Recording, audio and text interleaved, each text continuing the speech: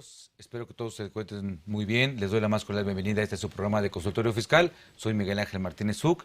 Y bueno, hoy tendremos un programa que es el inicio de una serie en donde vamos a estar tocando temas de actualidad, como siempre, pero creo yo de una trascendencia muy particular, en donde les invito a que nos acompañen en esta serie de los programas, pues es un tema que cada vez va teniendo mayor trascendencia, y no nada más en el mundo empresarial, sino a todos nos incide, que es lo que tiene que ver con la prevención y gestión de riesgos en materia fiscal. Y pues bueno, lamentablemente o afortunadamente, no lo sé, pero todo lo que hacemos siempre tiene una repercusión fiscal. Seamos o no seamos contribuyentes, tenemos una repercusión fiscal. Entonces les invito a que estemos atentos en esta serie, y también estamos a sus órdenes a cualquier inquietud, duda o pregunta que tengan en respecto de este tema, a los teléfonos que van a aparecer en pantalla. Y también, como siempre, vamos a tener para ustedes dos obsequios, que son las dos suscripciones a la revista de Consultorio Fiscal. Estén atentos a la pregunta que vamos a hacer, y se van a llevar una suscripción a la revista de Consultorio Fiscal las dos primeras personas que nos hagan favor de llamarnos a los teléfonos que están apareciendo en sus pantallas. Vamos a ir ahorita a una pausa para después dar inicio a nuestro programa, más bien a nuestro tema. No se vayan.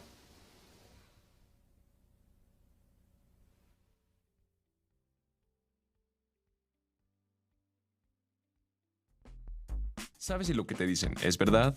Entérate aquí, en Cuentas Claras. Cuentas Claras. Prevención y gestión de riesgos en materia fiscal. Los riesgos fiscales se consideran contingencias que están asociadas a las obligaciones que tiene una empresa o un individuo. Este tipo de riesgos pueden presentarse debido a cambios en leyes fiscales, como lo pueden ser evasión fiscal, errores en la presentación de impuestos o el incumplimiento en el plazo de la presentación.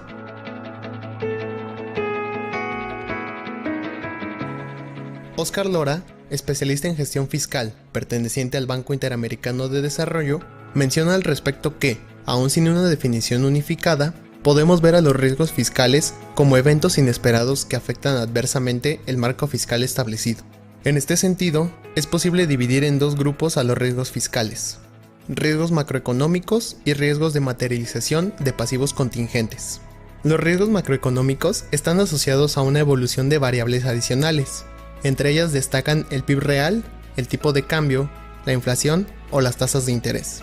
Cambios agresivos en estas variables pueden provocar afectaciones a las cuentas públicas, teniendo una menor recaudación, mayores costos para la producción de bienes, entre otros. Los riesgos de materialización de pasivos contingentes son obligaciones que se concretan por la ocurrencia de eventos inciertos. Algunos ejemplos son las garantías otorgadas por el gobierno, costos por desastres naturales o costos de rescates bancarios.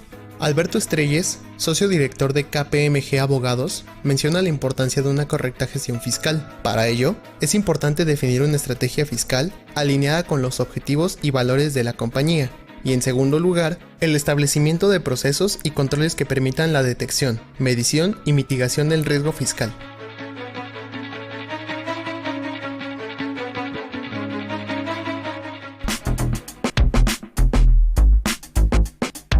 Cuentas Claras.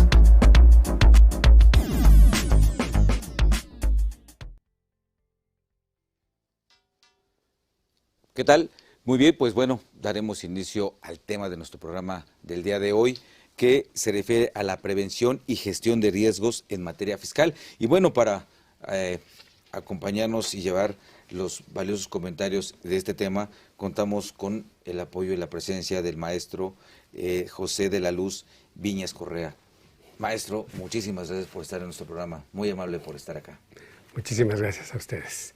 Muy bien, pues les comparto una pequeña semblancia del maestro José de la Luz Viñas Correa. Él es licenciado en Derecho, egresado de la Facultad de Derecho de la Universidad Nacional Autónoma de México. También es maestro en Derecho Procesal Constitucional por la Universidad Panamericana, videocoordinador del Comité de Anticorrupción y Prevención del Lavado de Dinero en la Asociación Nacional de Abogados de Empresas. Es integrante del Sistema de Anticorrupción del Estado de México y municipios, miembro fundador de la Comisión Nacional de Fiscales Anticorrupción, trayectoria profesional en el ámbito de servicios como servidor público enfocada primordialmente a la prevención y sanción de actos de corrupción. Fue titular del órgano interno de control en la Consejería Jurídica del Ejecutivo Federal, director general de Visitaduría y fiscal especial para el combate a la corrupción en la entonces Procuraduría General de la República. Dirigió las áreas contenciosas de la Secretaría de Gobernación, la Procuraduría General de la República, la Secretaría de la Función Pública y el Instituto Politécnico Nacional y Mexicano del Petróleo. Pues, maestro, muchísimas gracias nuevamente por estar en este su programa de consultorio fiscal, compartiendo sus valiosos comentarios de este tema, ¿no? Que es cada vez está teniendo más auge, sobre todo el tema de lo que es el lavado de dinero, lo que son esos tipos de, por lo que veo su trayectoria, pues ha enfrentado a diversas situaciones en donde se ven, pues es considerado como un delito, ¿no? O en el mejor de los casos, o en el menos que repercute, es como un acto prohibido, ¿no? Pero realmente estamos hablando de una cuestión delictiva. Y hablar de lo que es esto de lavado de dinero, maestro, ¿de qué estaremos hablando ya en estos tiempos, no? Bueno, pues primero que nada, ahora sí que agradecer a la Facultad de Contaduría y Administración y por supuesto a TV UNAM, que por conducto del licenciado Martínez Uc me invitaron. Agradecerle también a Mónica Ortega, que fue el conducto para llegar aquí, a este estudio, y siempre muy contento, muy halagado de poder estar de nuevo en la Universidad Nacional Autónoma de México. Regresar al alma mater, claro, siempre es un placer, ¿no? Y bueno, pues eso es. Y bienvenido. Eso es básico. Muchísimas gracias. Bienvenido, maestro. Y bueno, pues bien, atendiendo a su pregunta, haría previamente, como dicen los abogados, una excepción de previo y especial pronunciamiento, ¿no? Todas las expresiones u opiniones que yo emito aquí no son de pues la posición oficial de la Asociación Nacional de Abogados de Empresas, la ANADE, ¿sí? Colegio de Abogados, a quienes mando muchos saludos si nos están viendo por ahí, pero son opiniones netamente personales. Claro. ¿No? Bueno, pues pasando ya propiamente al tema y después de este gozo del cual no me puedo recuperar, le digo, bueno, pues, ¿qué es el lavado de dinero? Si uno va al Código Penal y busca el artículo 400 bis, se va a quedar impresionado. Lo platicábamos hace un momento de pues ahora sí que la jerga del abogado que suele ser muy complicada, ¿no?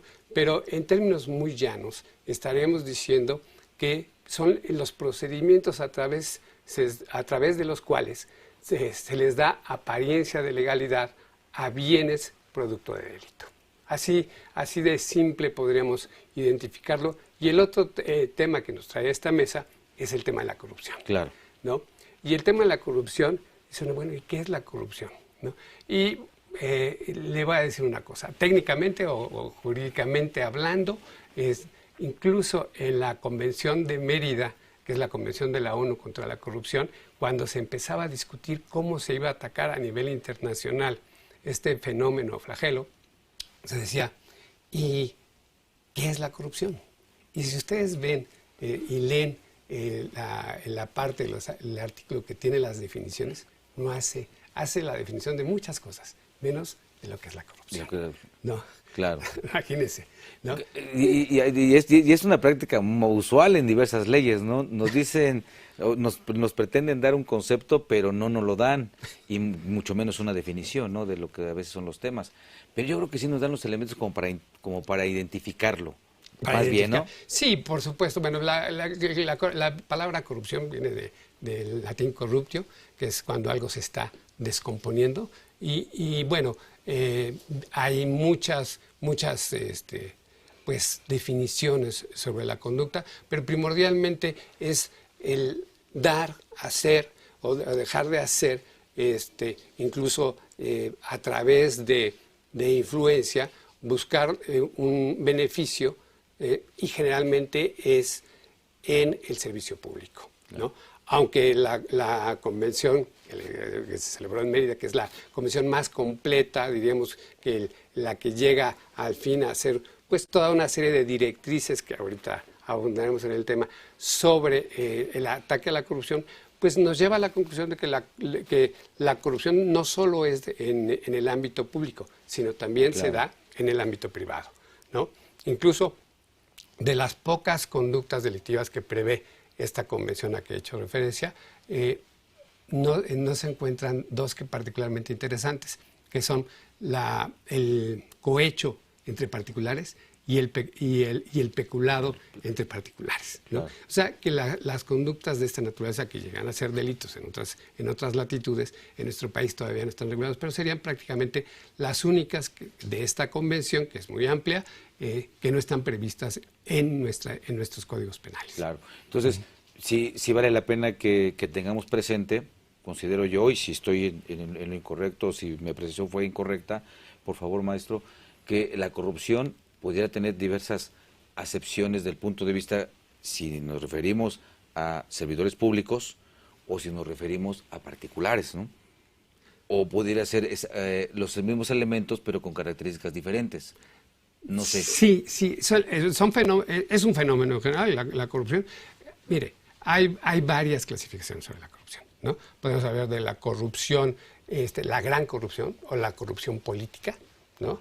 Que estamos hablando de cuando, diría Fox, ¿no? Cuando está hablando de las grandes tepocatas y alimañas grandes, ¿sí? Y la corrupción del día a día, la corrupción de menudencias, ¿no? En el que, pues, se cometen actos de corrupción el más simple desde la mañana, ¿no? Sale usted a la calle, saca la basura y ¿qué hace? No digo que esté bien o mal en el sentido ético probablemente, pero en el sentido humano, pues si ve a un servidor público que no tiene las herramientas para realizar su labor, pues es un acto de solidaridad o de apoyo. Pero en términos generales estamos dando una coima para que te atiendan mejor a la hora de recoger la basura, por decir algo, ¿no? Claro. Entonces, pero esa es una pequeña corrupción, o la de policía de la esquina, ¿no? También que suele ser muy común, pero estamos hablando de dos parámetros de corrupción, ¿no? Para decirle algo, el Sistema Nacional Anticorrupción surge precisamente con una visión de la lucha contra la gran corrupción o la corrupción política. Claro. ¿Sí? Es un movimiento que da estos lugares. De hecho, hablábamos de los orígenes de estas dos, porque son fenómenos que se les ha decidido, son gemelos, ¿no? Van de la mano. Si nosotros leemos las convenciones en la materia, tanto ahora sí, contra la delincuencia organizada y las convenciones contra la corrupción, vamos a ver que en un punto se encuentran, ¿sí? Y por ejemplo, la Convención de Naciones Unidas contra la Corrupción, a la que he hecho mucha referencia, porque es la más completa de todas, ¿eh? Tenemos la Convención de la OCDE contra Cohecho Internacional, o tenemos también la Convención de la OEA contra la corrupción, pero la más completa es la de la ONU, ¿no? Y celebrada en México, por cierto, ya decía en verdad. Y entonces... Allá en el terruño. Allá en el terruño, orgullosamente. Orgullosamente. ¿No? Y bueno, ahí ya se regula también qué se entiende por lo que nosotros llamamos lavado de dinero, que también es conocido como blanqueo de capitales, claro, o lavado de activos, ¿no? Y estos dos fenómenos van de la mano. ¿Por qué?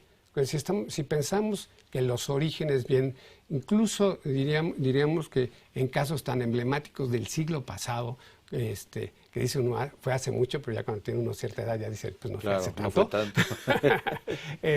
Pues como el caso Watergate o el escándalo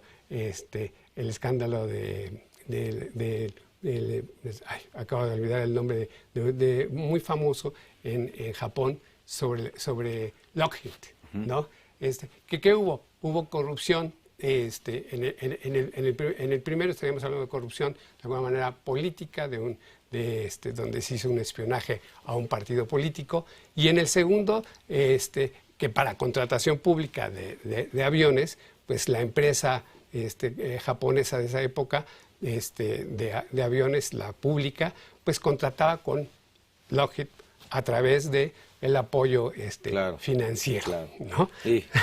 Y eso yo creo que en las convenciones creo que también es complicado llegar a una conceptualización de corrupción, porque bueno, lamentablemente pues muchas estadísticas hablan, ¿no?, que miden estos fenómenos de corrupción en los diferentes países, y también nos damos cuenta que el mismo concepto o la aplicación de lo que es la corrupción es diferente. O sea, en México tenemos un concepto de corrupción muy diferente que se puede tener, por ejemplo, con nuestros vecinos, o por ejemplo en Alemania, en Inglaterra, en Australia, en Centroamérica, en cualquier país. Son diferentes los alcances, ¿no? Porque muchas veces decimos, ay, ¿a poco eso es corrupción? No, acá es, ¿sí me explico? Como que si, no sé si mencionarlo en conceptualización, características, o no sé, o ya se nos ha vuelto tan de cotidiano muchas cosas, que a lo mejor esas corrupciones pequeñitas, ¿no? Como a veces apoyar a quien recolecta la basura, perdón, que podemos decir es un apoyo, pero bajo otra óptica eso puede ser un acto de corrupción.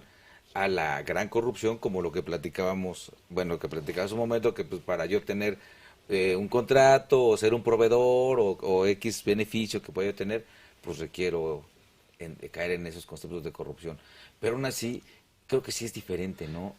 Los actos de corrupción en los diferentes países. Entonces, cuando se quiere llegar a un concepto o a una definición, y tenemos diversos conceptos donde pues aquí de repente decimos es corrupción, allá no, hombre, aquí eso no es corrupción. Sí me doy a entender. Sí, perfectamente. Como que hay varios elementos, ¿no? Yo creo que las combinaciones en ambas materias han dado estándares generales, ¿no?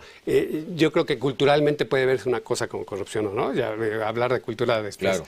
Dicen, bueno, pues es que la corrupción es un fenómeno cultural, decían por ahí, ¿no? Y fue ampliamente criticado, pero el tema es que lo perciben los diferentes pueblos de diferente manera, ¿no? Porque cuando cruzamos la frontera de repente nos portamos diferente, claro, que cuando estamos en México. Nos portamos bien. ¿No? Nos portamos bien, ¿no?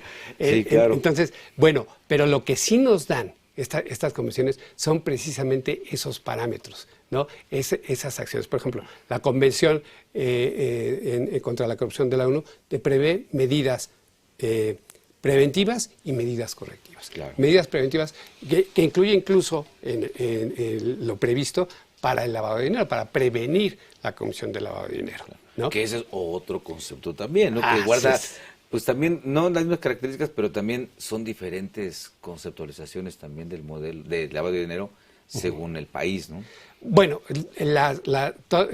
precisamente el Grupo de Acción Financiera Internacional estableció ciertos parámetros, que son las famosas 40 recomendaciones, ¿no? Y esas 40 recomendaciones, pues lo que pretenden es más o menos homologar en todos lados la lucha contra el lavado de dinero. Digo que son fenómenos muy unidos, ¿no? Y si nos vamos más hacia atrás los esfuerzos para generar convenciones en ambas materias fueron de origen norteamericano, ¿no? La Foreign Corrupt Act de Estados Unidos, que surge a raíz precisamente del escándalo Watergate, lo que busca es establecer que las empresas no corrompan a los gobiernos para obtener contratos, ¿no?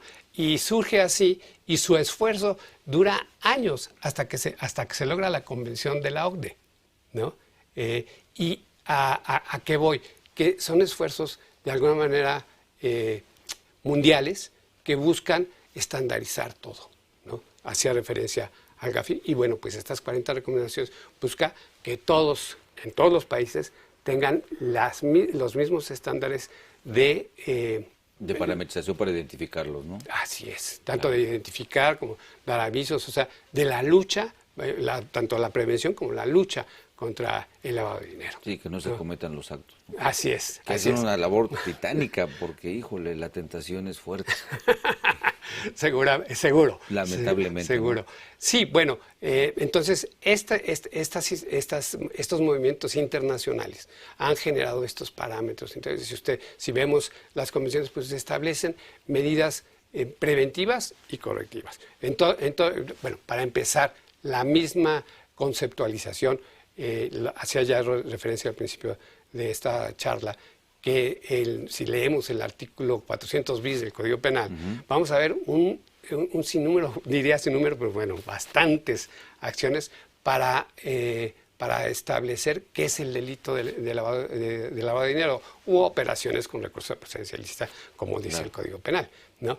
Y cuando ve uno eso, dice, bueno, ¿y esto qué significa cuando uno no es abogado? ¿Qué significan todos estos, no? Desde el poseer, adquirir, transferir, etcétera, todas las conductas que marca como típicas la norma, para llevarte a decir, bueno, ¿y qué es lo que quiso decir el legislador o qué es lo que estamos buscando? Por eso daba yo una definición muy simple de lo que es el lavado de dinero, todos los procesos aquellos que sirven para dar apariencia de legalidad a lo que proviene de un delito. Así es. Perdón. Y entonces tenemos que todo esto pues nos lleva a decir qué medidas vamos a tomar precisamente para prevenirlo.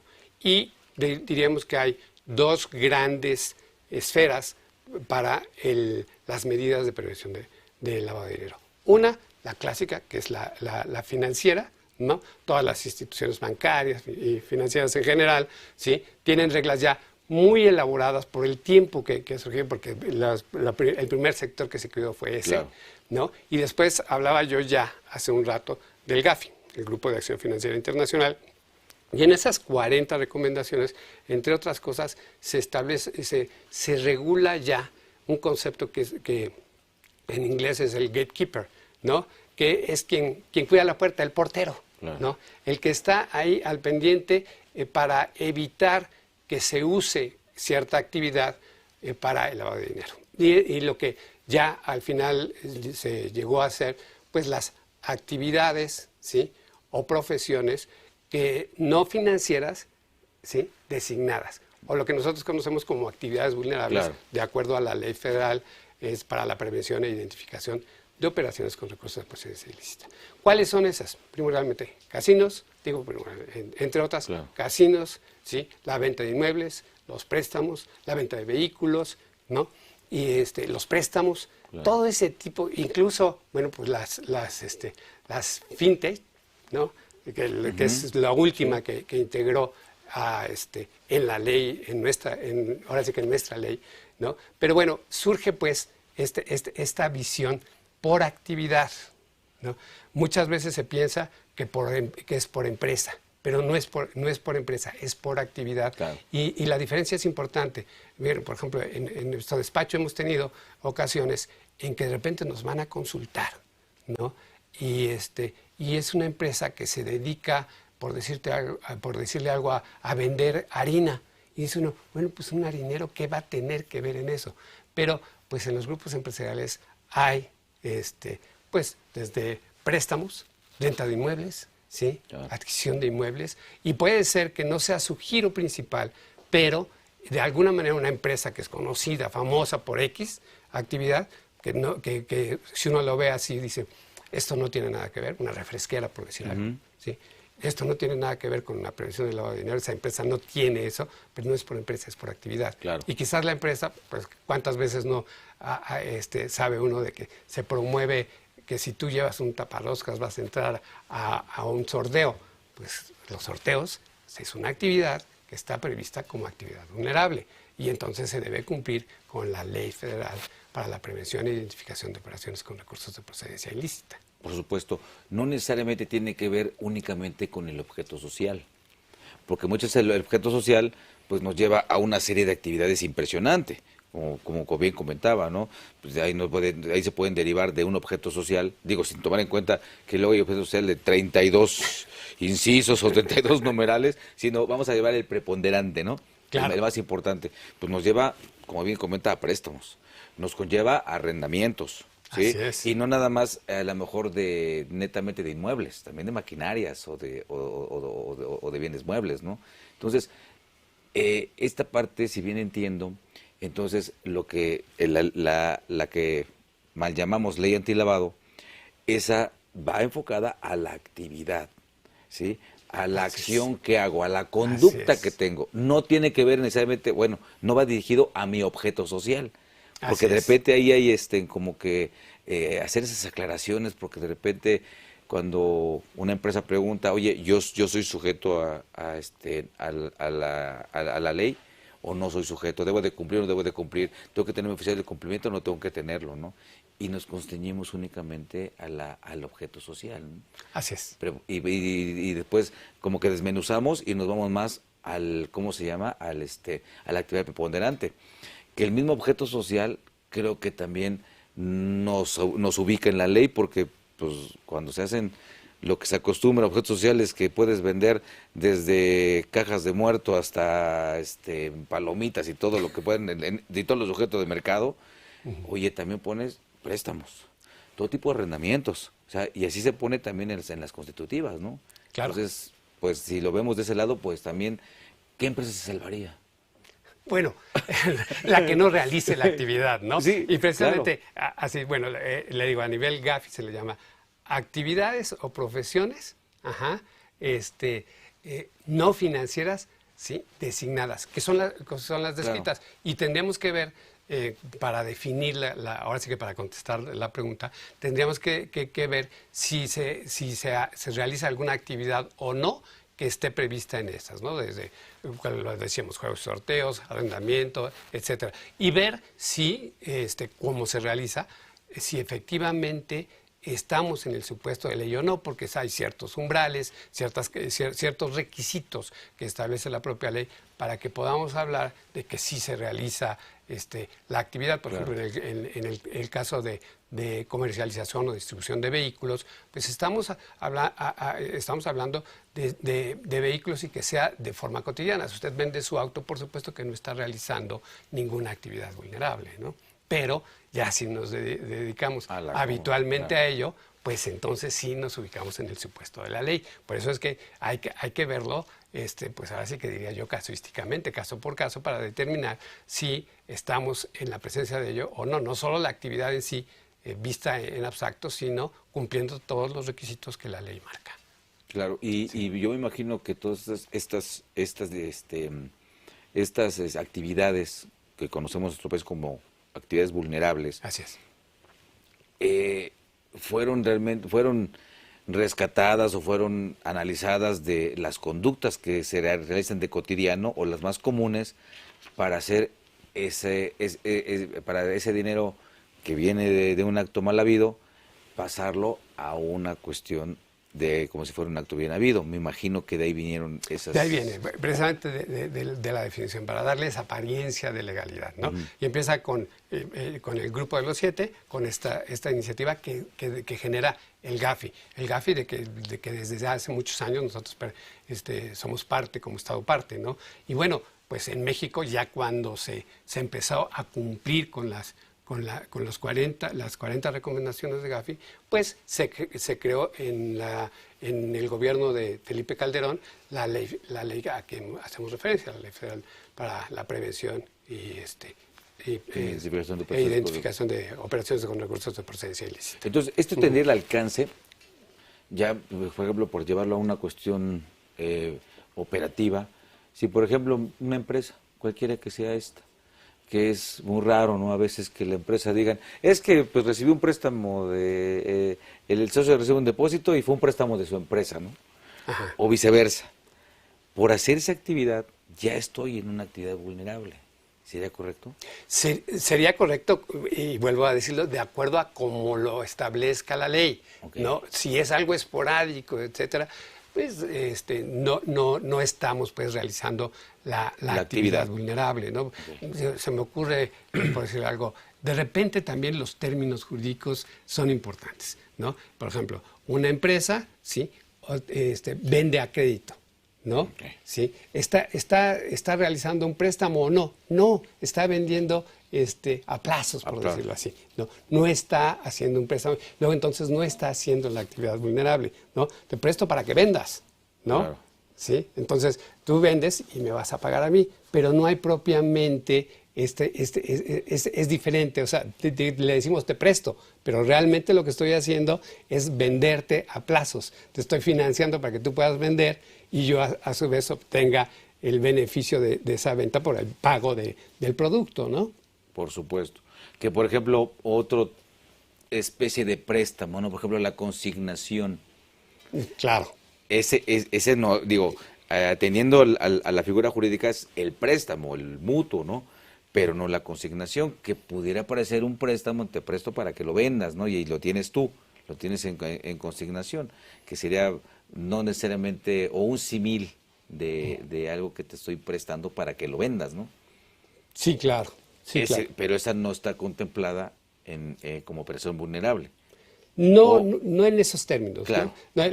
Sí, o sea, ya el préstamo, bueno, pues es la cuestión habitual de personas. Por ejemplo, el préstamo interempresas, eso no es actividad vulnerable. Yo sí sugeriría, pues hay que ver el caso más aterrizado a la realidad, claro, para saber si estamos o no estamos frente a una actividad vulnerable, ¿no?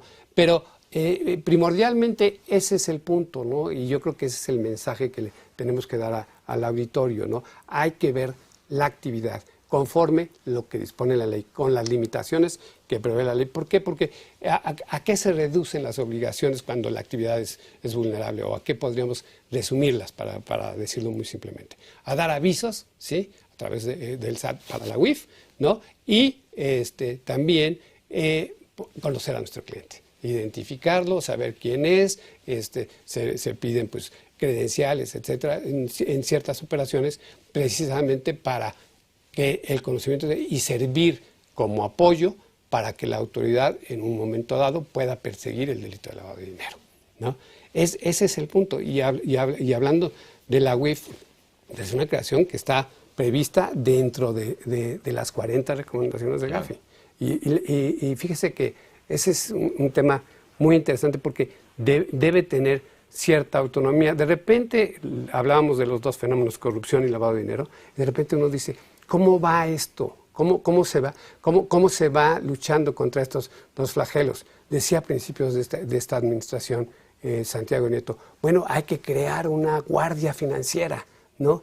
Un poco confundido lo que debe ser la UIF. La UIF debe guardar un perfil bajo y es un centro, ¿sí?, nacional para recopilar información financiera, procesarla y tener pues precisamente esa información para pasársela a las autoridades propias de persecución de delito. Es así, para que realicen la investigación. Y si lo vemos ahora, el actual titular, si le pregunto el nombre, quizás algunos ni lo conozcan, ¿no? Aunque es una persona muy reconocida de hace muchos años, que estuvo pues desde el 68, es famoso el señor. Entonces dices, bueno, qué diferencia y qué manera de cuidar pues la operación de una institución tan importante y tan trascendental en el ámbito de la lucha contra el delito, ¿no? Claro. Pero en el ámbito, en este caso, como está previsto en ley, pues es una dependencia de la Secretaría de Hacienda y Crédito Público que debe guardar esa visión. Sí. Visión y discreción, ¿no? Así es. Muy bien, pues amigos, tomen nota en lo que son las operaciones que realizan, pues no nada más un contribuyente, porque lo puede realizar alguien que no es contribuyente, ¿no? Se ha hablado mucho el tema, que pudiera ser no contribuyente, perdón, una tanda, cuestiones donde se manejan recursos y se recopilan dineros o préstamos personales que también se llegan a hacer. La recomendación, evidentemente en el mundo empresarial, en el mundo de los contribuyentes también se ha dicho, y en el mundo personal tenemos que analizar qué es lo que estamos haciendo, cómo lo estamos haciendo, para ver si de alguna forma nace o no nace una obligación, ¿no?, de estar haciendo esos reportes que la ley nos obliga, porque también, si no los hacemos como obligación, pues vienen repercusiones medularmente de carácter económico primeramente, y segundo, pues puede haber una cuestión más severa, ¿no?, en cuestiones de una presuntiva que puede tornarse, como bien lo decía el maestro, de la unidad de inteligencia financiera, ya pasarlo a una cuestión de carácter ya de mayor investigación y ya de una presuntiva de acción de un delito, ¿no? Así es. Entonces hay que tener mucho cuidado.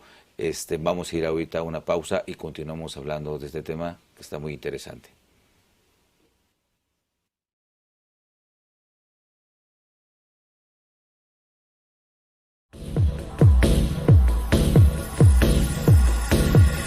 En déficit, con José Silvestre Méndez.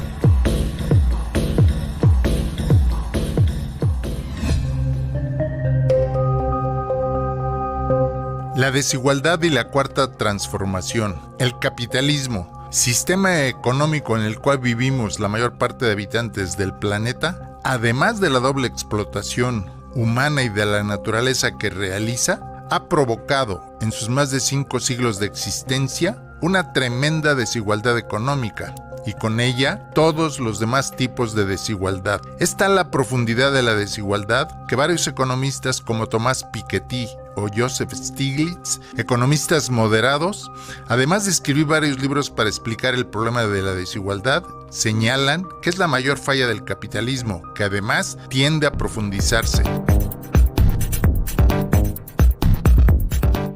La desigualdad debe ser un tema de reflexión permanente, que nos conduzca a tomar las medidas necesarias para modificar dicha situación. Así, un estudio señala, nunca antes el mundo había sido tan rico, tampoco tan desigual. Para entender la gravedad de esta paradoja, bastan un par de porcentajes en 1918.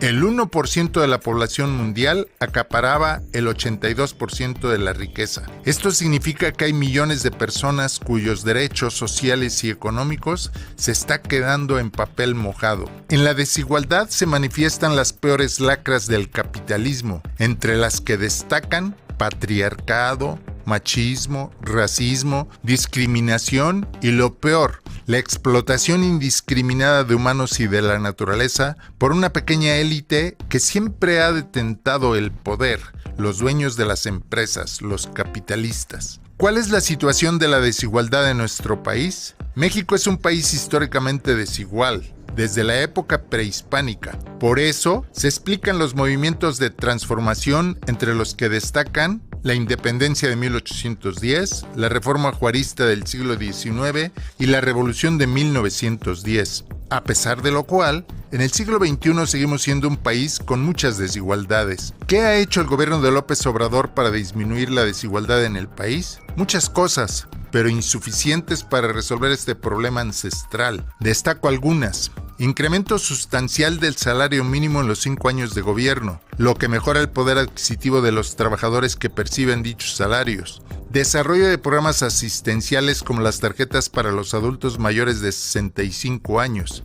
Diferentes tipos de becas y apoyos gubernamentales que han mejorado las condiciones de vida de muchos mexicanos. La inversión pública en obras de infraestructura como el Tren Maya y otras más. El número de mexicanos en pobreza y en pobreza extrema ha disminuido en más de 6 millones de mexicanos de acuerdo con el Coneval, pero decíamos que a pesar de ello falta mucho por hacer para disminuir las desigualdades, no solo la económica, sino también la educativa, la de acceso a los servicios de salud, acceso a una vivienda digna y sobre todo acceso a un empleo digno y decente para todos los mexicanos que están disponibles. En este sentido, para que el gobierno de la Cuarta Transformación merezca tal nombre, es necesario disminuir de manera sustantiva los empleos informales, incrementando la inversión productiva privada, pública y extranjera, que favorezca la creación de empleos formales y en consecuencia ayude a la igualdad. En este gobierno le hace falta, y ya no lo va a hacer, impulsar una auténtica reforma fiscal que grave más al capital que al trabajo y al consumo. Mientras el fisco no grave más al capital, incluyendo el capital especulativo, la desigualdad en el país no desaparecerá. El próximo presidente o presidenta deberá implementar una política económica redistributiva que mejore la distribución de la riqueza en favor de los mexicanos más desfavorecidos, es decir, que mejore en forma sustancial las condiciones del campo mexicano y de las zonas marginadas.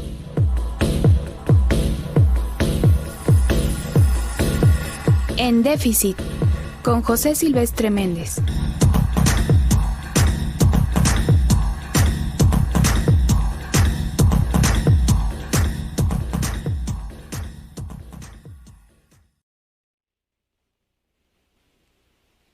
Muy bien, amigos, pues muy interesante la cápsula del maestro José Silvestre Méndez Morales.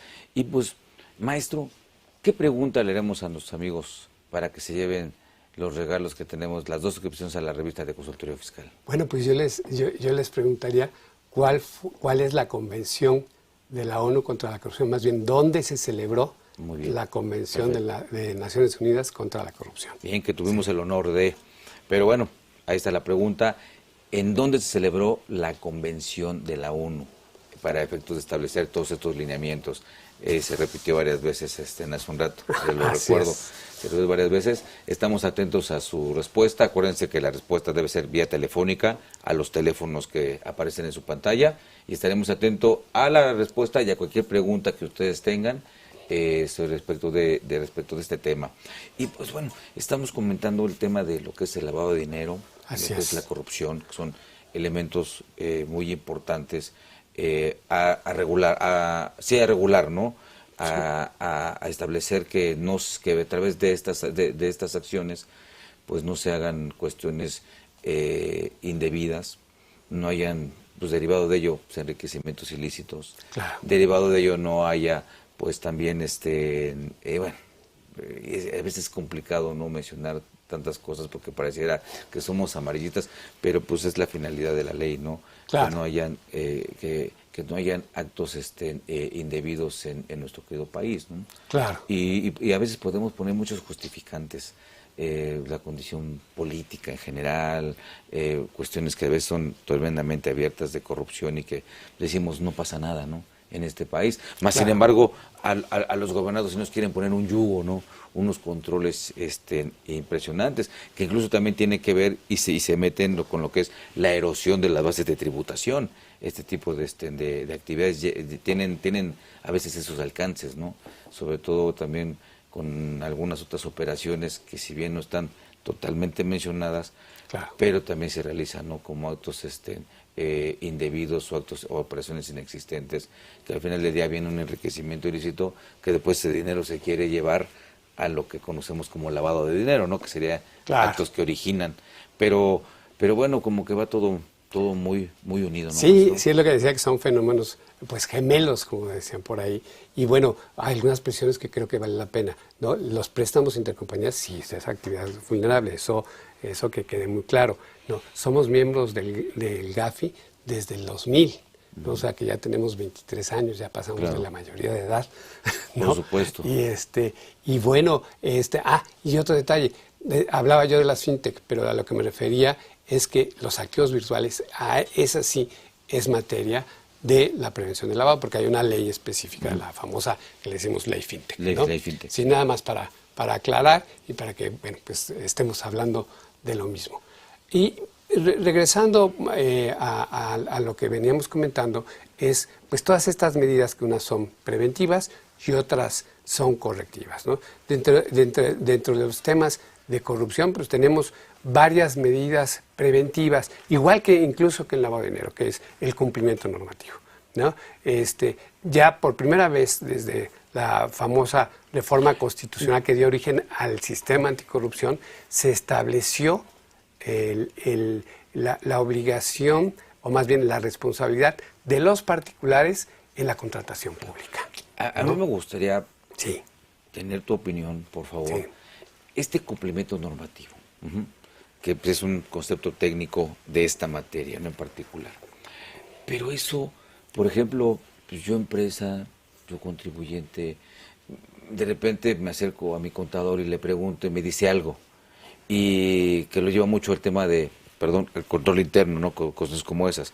Claro. Y le pregunto, por ejemplo, al administrador y me dice otra cosa, le pregunto a mi abogado y me puede decir otra cosa diferente, de tal suerte que pues puedo tener diversas conceptualizaciones de lo que es este famoso cumplimiento normativo. Pero yo creo que si hay una directriz marcada o una visión establecida para efectos de esta cuestión de nuestra ley que hemos mencionado de manera concreta, mal llamada ley antilavado, ¿no? ¿Cuál sería, cómo podría yo materializar, identificar o definir o conocer para que me quede claro qué es eso del cumplimiento normativo? Bueno, hay que partir de una cosa. Lo que se busca es que las empresas, las compañías, la actividad misma sea acorde, decíamos en un origen, a lo ético, Pero ya el cumplimiento normativo no solo se refiere a códigos de ética, que es importante, que es un instrumento dentro de las instituciones, pero ya las leyes establecen claramente obligaciones en específico para la persona jurídica. La persona jurídica o persona moral, una compañía, una empresa, una sociedad, una asociación, están sujetas a responsabilidades, ¿no? Que pueden ser de naturaleza administrativa o penal. Y es precisamente al punto que iba, ¿no? Que ya, por ejemplo, el artículo 25 de la Ley General de Responsabilidades de Servidores Públicos, ¿sí?, que surge de esta reforma constitucional, famosa anticorrupción, ahí ya se establece qué debe contemplar un sistema de control o de cumplimiento normativo, ¿no? Sí, desde código de ética, desde canales de denuncia, ¿no?, para efecto de que sepamos a quién denunciar y que esto lo sepa la alta dirección, no solamente alguien que diga, ay, ya me llegó la queja, pues guárdala ya que se quede, ¿no? El caso es que tengamos una visión tanto en lo que es la lucha contra la corrupción como en la prevención del lavado de dinero, en que tenemos que cumplir con esto, no solo porque es bueno o éticamente correcto, sino porque también tenemos porque puede tener repercusiones jurídicas en el peor de los casos, penales, pero también pueden ser repercusiones simplemente de índole reputacional, pero eso a una empresa le interesa. Y luego se ve como una inversión a fondo perdido, dirían los contadores, ¿no? Lamentablemente. Pero creo que es una inversión al futuro y la vivencia de la empresa, ¿no? Y todas estas normas, tanto a nivel legal, pues, por ejemplo, la responsabilidad penal en los códigos yo creo que debe madurarse, ¿no? Si llegáramos a las preguntas de qué es lo que nos falta por hacer, cómo va México en relación con ambos fenómenos, pues de una revisión, por ejemplo, a la Comisión de Naciones Unidas contra la Corrupción, tenemos que prácticamente todos los tipos penales que están previstos en esa, los tenemos en estos códigos, tanto el federal, porque está hablando del sustantivo, como los locales. Pero también a nivel administrativo están previstos prácticamente todos, salvo, ya lo decía yo hace un rato, en temas de corrupción entre particulares, en particular cohecho y peculado, ¿no? Claro. Pero prácticamente se cumple con eso. La autonomía de las fiscalías, la autonomía de las unidades de inteligencia financiera, ¿no?, de que no estén sujetas a medidas políticas o presiones mediáticas o de otra naturaleza, por eso la necesidad del bajo perfil. Todo este tipo de cuestiones nos llevan a ver la importancia del cumplimiento normativo o compliance, ¿no?, que es tan conocido. Y aquí estaríamos hablando de dos vertientes. Una, de prevención del lavado de dinero, que lo que se tiene que hacer, usted comentaba, bueno, pues el contador dice, el administrador dice, sí, pero en ciertas medidas yo sí recomendaría, hay que verlo con el abogado, ¿no? Y no porque sea un tema de gremio, sino claro, porque al tratarse de cumplimiento normativo, es que ya las normas prevén obligaciones y derechos, como siempre, claro, ¿no? Pero en este caso las que nos preocupan son las obligaciones. ¿Cómo voy a cumplir con ellas? ¿Qué entiendo por X o Y término que está en la ley, ¿no? Podemos tener muy buena voluntad y podemos orientar, pero en estos casos es mejor decirle, pues bueno, zapatero a tus zapatos y vamos a dirigirnos con quien tenga que decirnos realmente para dónde vamos, ¿no? Porque entonces, no es sencillo, ¿no? Claro. Entonces, pudiéramos decir que el cumplimiento normativo, así de una forma llana, es establecer, sí, mis normas, reglamentaciones o políticas operacionales para dar cumplimiento a lo que las leyes me establecen, a las obligaciones que las leyes me establecen. De alguna manera, ¿podemos sí, decirlo así? De alguna manera podríamos decirlo así, porque se trata bueno, ¿qué sistemas de control, pero como bien dice usted, no control interno, sino de control en cuanto al cumplimiento normativo? ¿Cómo nos organizamos? Tenemos un código de ética, sabemos qué hacer y qué no hacer con las empresas, cómo realizamos nuestras negociaciones, cómo entramos, por decir algo, a una licitación, cumplo con los ahora sí que parámetros éticos para poder realizar esto. Hay muchas empresas ya, usted lo sabe, en el día a día, que dicen, a ver, espérame, para que contrates conmigo, primero tienes que firmar un documento que dice que tú no actúas apegado a las normas éticas. Y ahí es donde tenemos enlazado muy cerca el derecho y la ética, ¿no? Y tenemos que ver que al final del día, cuando se trata de cumplir normas legales, pues ya traspasamos el nivel ético, que lo hagamos por convicción, pero también para evitar, porque decía Kofi Annan que la corrupción es un flagelo, que afecta pues tanto porque como se va ese dinero que es producto de la corrupción, se va hacia intereses privados, y eso al final se pierde la posibilidad de dar los servicios públicos que la población en general requiere. Claro. ¿No? Por eso la importancia, por ejemplo, en la contratación pública, que haya licitaciones, que no se dé nada más al amigo, que se lleve a Las cabo. famosas asignaciones directas, ¿no? Así es. Que se así siguen es. dando de alguna forma. Así es. Sí, pero si vemos la lucha en los dos parámetros, tanto a nivel privado como público, de repente, pues si yo no contrato, o si no yo no me acerco al gobierno bajo esos caminos, por llamarlo de alguna manera, ¿sí? Pues estoy generando que la contratación pública sea más ética, ¿no? Y del otro lado también, ¿no? En la medida en que las autoridades dicen, bueno, vamos a cumplir con lo que la norma dice. Hay diferencias normativas, por ejemplo, en cuanto a las empresas. Las empresas públicas no tienen responsabilidad penal de persona jurídica. Yo me preguntaría, bueno, ¿y esto estaría bien o debemos brincar el paso como en otras latitudes donde sí está contemplada una responsabilidad? Sí, porque al final del día caen personas físicas. Así es. Claro, pues digo, podemos mencionarle que ya está muy hacia la persona moral del sector privado. Pero al final del día, pues una persona moral pues no existe más que jurídicamente, no viene de una ficción. Finalmente son operadas por personas físicas. Entonces, finalmente una responsabilidad de esa índole va a recaer en una persona física, porque pues la persona moral pues no puede ir a la cárcel, ojalá, ¿no? Llévate el acta, ¿no? Ahí está, por pilla, ¿no? Que se la lleven. Pero también uno de los puntos que yo creo que también tiene el alcance de este cumplimiento normativo, no nada más es la cuestión, como muy bien creo yo que lo ha establecido, hacia el exterior de la empresa, sino también hacia el interior. Claro. Por ejemplo, ahorita que comentaba, maestro, el tema de, oye, ya hay ciertos tipos de empresas que te dicen, oye, a mí, o sea, ya no contrato con cualquiera.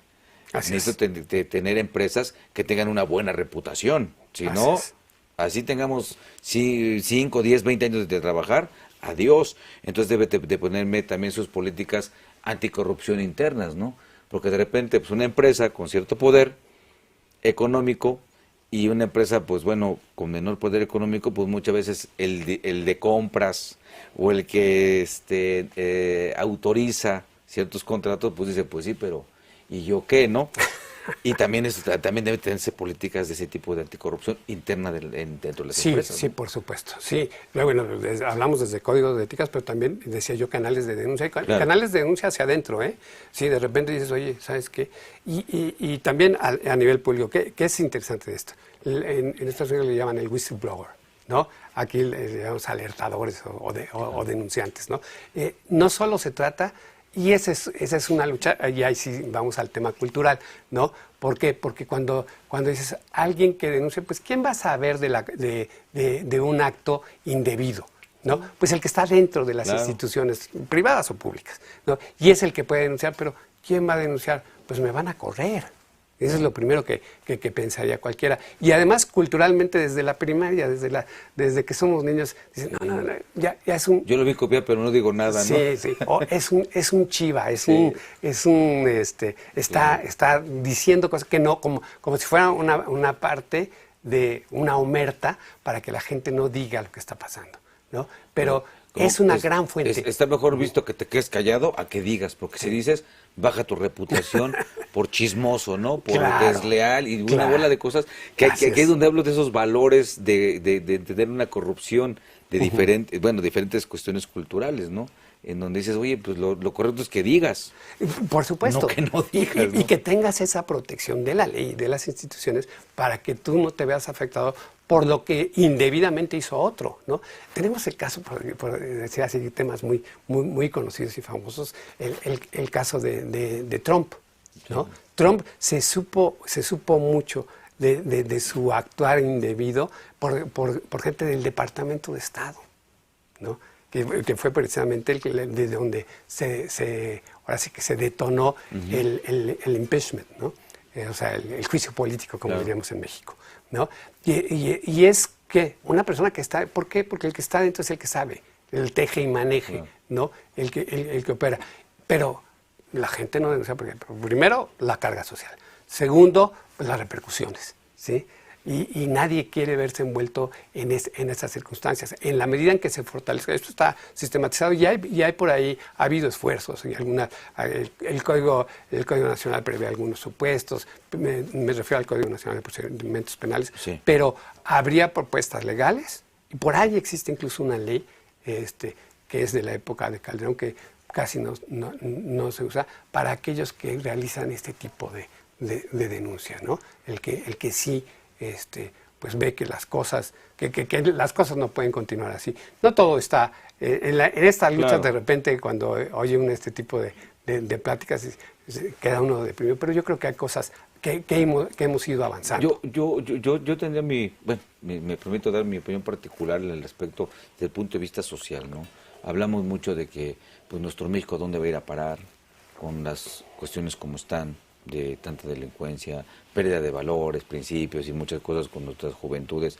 Pero yo creo que ese tipo de disposiciones, viéndolas desde otro punto de vista, ayudan a eso.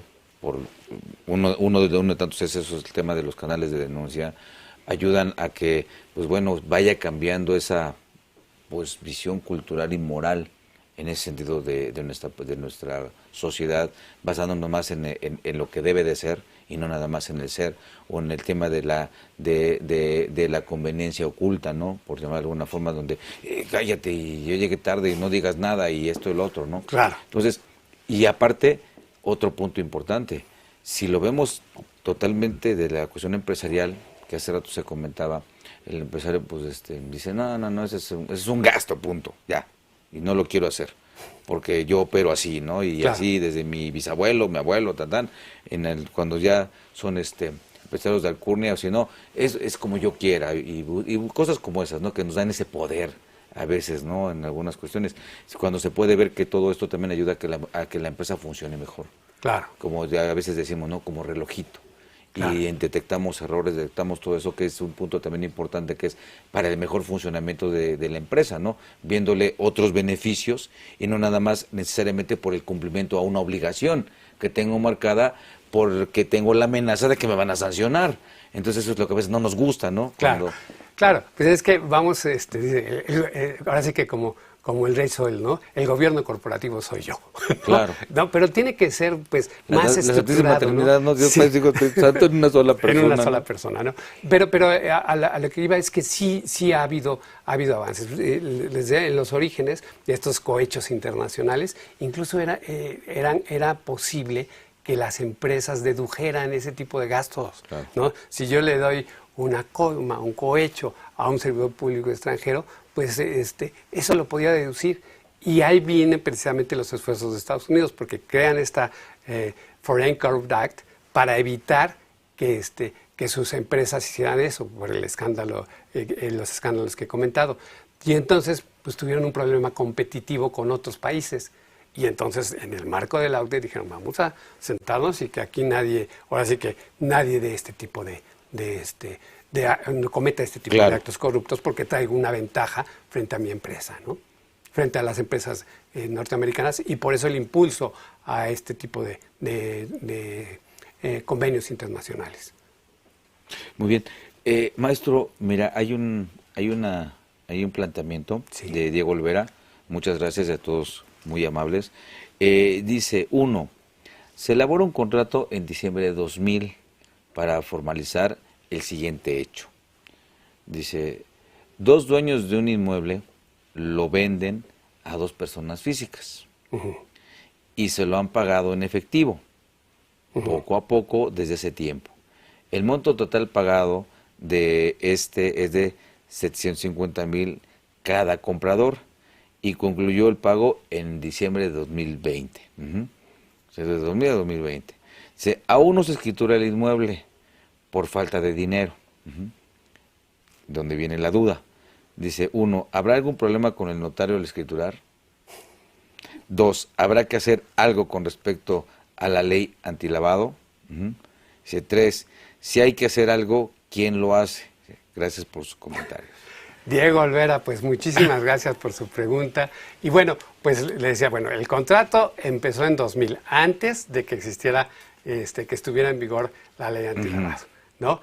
Y hasta el 2014, bueno, ya surge la ley y ahorita en 2020 no se ha formalizado, ¿no? Bueno, pues primero que nada le digo, acuda con el notario público. Claro. El notario público tiene que verificar el cumplimiento, es una de las actividades vulnerables y él tiene que verificar el cumplimiento de las normas. Los montos no, en efectivo no se me hacen tan, más bien están dentro de los parámetros que puede realizarse el pago, ¿sí? De acuerdo a la ley federal para la identificación, para la prevención e identificación, ley antilavado. Sí, malamente dicho, como dice usted, ¿no? Entonces, bueno, pues esa sería mi recomendación. ¿Para qué? Para que se pueda elevar en escritura pública, ir con el notario, planteárselo así, si tienen los contratos de compraventa emitidos en su momento, puede ser desde la promesa o de la compraventa en sí, porque claro, por lo que entiendo fue compraventa desde el 2000, pero a plazos, ¿no? Y entonces con eso pues tendríamos pues la respuesta al problema, ¿no? Al problema planteado. Y en su caso pues el notario hará pues los cuestionarios aplicables para efectos de lo que es la ley antilavado, claro, y pues los llenarán en su momento. Digo, ya que está vigente ahorita, porque bueno, no se lleva a escrituración, claro, se hace en este momento, pues bueno, hoy ya está vigente esa ley. Y pues bueno, el notario tendrá, como bien dice el maestro, valorar las condiciones de la operación en particular y ver qué es lo que comenta. Aunque también yo veo un riesgo, porque bueno, hay veces que los notarios, lo entiendo, dicen, bueno, yo también quiero resguardar pues bueno, su investidura y lo que está haciendo, y podrá decir, pues no, o puede decir, pues sí. El tema es que, independientemente de que el notario lo analice, es importante que se haga un análisis particular, específico, de la operación. Porque muchas veces, pues para no meterse en situaciones escabrosas o complicadas, puede que hasta diga, no es operación, mejor llévatela a otro lugar, ¿no? Pero más vale primero hacer un análisis, yo sugeriría un análisis específico, bien de la operación, qué se tiene, qué no se tiene. Nos van también a cuestionar la trazabilidad del dinero, el origen de los recursos, porque entiendo que se han hecho pagos en efectivo. Claro, sí, pero él dice el contrato, ya estamos elucubrando, el contrato es de 2000, ¿no? La ley entra en el 2013. ¿Cuántos pagos hubo? Porque eso seguramente pues va limitando el pago en efectivo. O sea, por supuesto, si ya se pagó antes, eso no es materia, claro, ¿no? Porque no existía la ley. Y no claro, puedes aplicar la ley de manera retroactiva. Y si fue posterior, pues ¿cuánto es el monto que fue posterior a la vigencia de la ley antilavado? Muy bien. Pues bueno, hasta ahorita es la pregunta de Diego Olvera. Muchas gracias. Gracias a Diego. Gracias, Diego, por tu pregunta. Y pues bueno, también estamos esperando a que nos den la respuesta para que se lleven la suscripción. Fue por ahí pues para orientar un poquito, ¿no? Fue acá en el sureste, en donde fue la convención, ¿no? Que en 4 veces creo que maestro nos comentaste dónde fue la convención. Y sí, sin duda la más importante en materia anticorrupción, la más completa. Les digo que pues, de cuestiones de prevención y de corrección de delitos, y pues, es bastante. Una pregunta de este comentario introductorio a esta serie. ¿Qué futuro le ves? ¿Cómo se ve el futuro de todo este tema que tiene que ver con este cumplimiento normativo, básicamente con lo que es la prevención de los actos ilícitos, para que no sean el dinero no sea lavado. ¿Qué futuro le ves a todo Bueno, esto? yo creo que se han ido madurando. Pensamos siempre que antes todo fue mejor, ¿no? Y siempre han existido los problemas, nada más que en situaciones de una globalización se sienten mucho más fuertes, ¿no? Y yo creo que ha habido muchos avances. Por ejemplo, en el tema de prevención del lavado de dinero, resultaría importante que los parámetros, como incluso lo recomienda Gafi, sean, se tomen en cuenta, para decirlo muy simple y sencillo, como usted, según el sapo es la pedrada. O sea, es decir, si es una gran empresa, debe tener unos sistemas de control y de prevención mucho más robustos que otros. Pero en nuestro país no hay diferencia alguna, ¿no? El criterio es genérico, por actividad. Y sí tendríamos que atender, pues, por ejemplo, a los pequeños empresarios, ¿no? Necesitamos un sistema tan robusto, tan exigente para ellos frente a una gran empresa, pero eso poco a poco creo que se tendrá que ir atendiendo. Ha habido, por supuesto, avances, ¿no? Hay áreas de oportunidad, ¿no? Y bueno, pues es que hay que pensar hacia el futuro, como que fortalecer las instituciones. Yo creo que un punto importante es ese. Mientras las instituciones, su autonomía y su desarrollo sean tales, esto le va a dar más valor, que tengamos claras las normas y que debemos de cumplir. Ese es un punto básico, ¿no? Para que nuestro desarrollo empresarial o profesional sea en tal medida que esté acorde con la ley, ¿no? Claro. Todos sabemos muchas veces qué es lo que se debe hacer y lo que no se debe hacer. Hay veces que cuando ya es muy técnico, como A veces se nos preguntaron, olvida, ¿no? A veces se nos olvida o nos tapamos el ojo, ¿no? Claro. O volteamos a otro lado. Pero yo creo que es importante el desarrollo de estas dos herramientas que al final del día luchan contra un fenómeno común, que es la criminalidad. Por supuesto. Sí. Por supuesto que ahí sería, pues, híjole, otro tema muy complicado porque, pues, lamentablemente, quien de verdad comete esas conductas que vemos de secuestros, las dádivas, bueno, las protecciones que se piden, venta de órganos, todo eso, yo digo, quien realmente lo realiza, pues ese ley, que le pongan ley lo que sea, porque esos usan otros métodos, ¿no? Usan Por otros eso la medios, lucha lamentablemente, ¿no? a través de la prevención, Claro. de la prevención del lavado y de la persecución del delito de lavado Claro. de dinero, porque en la medida en que se le pueda pegar a los beneficios, pues ya no resulta tan atractivo dedicarse a esas cuestiones. Es muy complicado porque Claro. es ya un tema que ahora sí que trasciende más a qué mecánicas deben tomarse, ¿no? Y bueno, pues primordialmente tendremos que pensar en las medidas que son ya otro tema, pero en la medida en que se pega a los fondos económicos, sí trastoca el tema, ¿no? Claro. Y esa seguita, ¿no?